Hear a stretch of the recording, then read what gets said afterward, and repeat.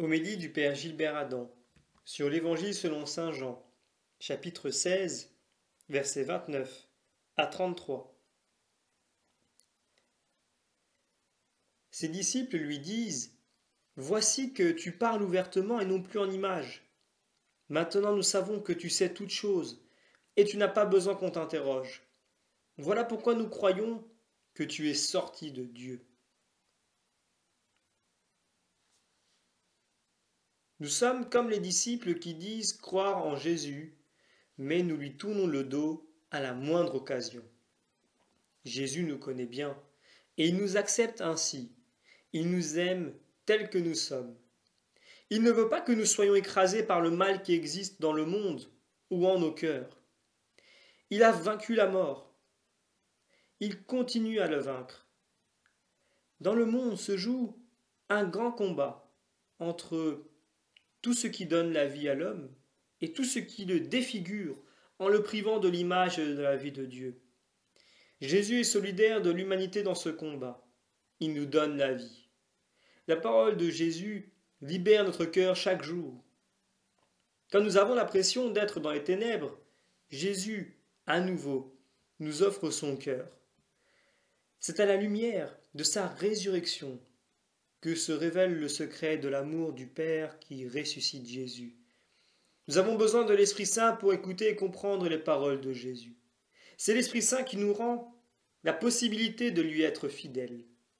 Nous avons un besoin urgent de l'Esprit Saint pour entrer dans la vérité de Jésus. Nous continuons la lecture de l'Évangile. Jésus leur répondit : « Maintenant vous croyez. Voici que l'heure vient, déjà elle est venue, où vous serez dispersés, chacun de son côté, et vous me laisserez seul. Mais je ne suis pas seul, puisque le Père est avec moi. » Devant la passion qui se revit dans nos vies, nous sommes toujours dans un tel désarroi. Nous sommes encore devant les mêmes éléments qui vont encore s'actualiser. Judas va le vendre, Pierre va le renier. Nous sommes témoins de la fuite des neufs. Aujourd'hui encore, en nous, se revit cet évangile. Cependant, Jésus dit : « Je ne suis pas seul, puisque le Père est avec moi. » Il y a aussi Marie et Jean l'apôtre qui seront avec lui au pied de la croix. Notre vie renouvelle encore l'incohérence des disciples de Jésus. Nous ne pouvons demeurer dans la paix que dans son amour. Il nous faut prier, car il est nécessaire de nous enraciner dans le cœur de Jésus. Dieu est sans cesse penché sur notre cœur.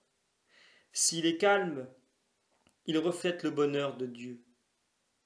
La perfection de la sagesse embrasse toute notre intelligence.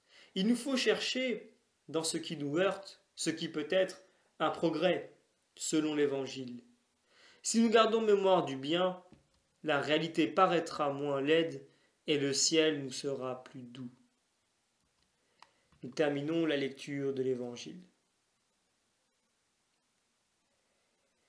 Je vous ai parlé ainsi, afin qu'en moi, vous ayez la paix. Dans le monde, vous avez à souffrir, mais courage. Moi, je suis vainqueur du monde. Dieu nous confie les uns aux autres. L'Évangile est la parole vivante pour les hommes de notre temps. Dans l'Apocalypse, Jean nous décrit le monde comme le lieu du grand combat de Dieu pour la vie. Par la grâce de Dieu, le monde devient ici et maintenant le lieu de notre sainteté.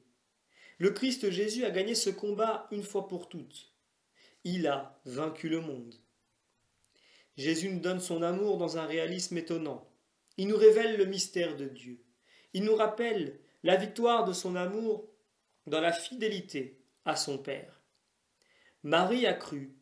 Grâce à elle, la révélation de cet amour arrive jusqu'à nous. Elle a participé au mystère de Jésus avec tout son cœur. Elle a donné son corps, son cœur et son esprit pour que Dieu vienne dans notre chair humaine. C'est dans la fidélité à Jésus, à son Père, que nous expérimentons la fidélité de Dieu, la victoire de son amour pour nous.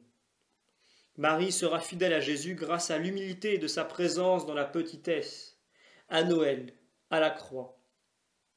Avec la force de l'Esprit Saint, la passion de Jésus sera présente à son Église.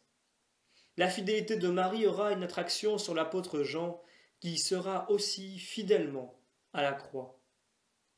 Grâce à notre foi, à l'Esprit Saint qui nous est donné, nous participons encore à ce mystère du salut de Jésus.